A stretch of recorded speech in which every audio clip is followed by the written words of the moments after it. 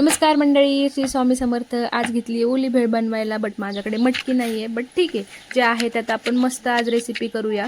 आणि मग कचकच कांदा कापताना बोटं सुरीतने वाचवली या गाण्यावर गाण्यासारखे मस्त पटापट कांदा कट करून घेतला, टोमॅटो कट केला, लिंबू वगैरे सगळं कट करून घेतलं. आणि मला नक्की सांगा की तुमच्याकडे आठवडी बाजार कुठल्या वारी असतो. आमच्याकडे गुरुवारी असतो. मस्त भेळ आणली होती आणि त्याच भेळीची रेसिपी म्हणलं ओली भेळ करावी. असं सगळं टाकून घेतलं, कट केलेलं, थोडंसं मीठ टाकायचं, लाल तिखट टाकायचं आणि लिंबू पिळून घ्यायचं. मस्त छान छान लागते ही पण विदाऊट मटकी भेळ. तुम्ही एकदा नक्की ट्राय करा.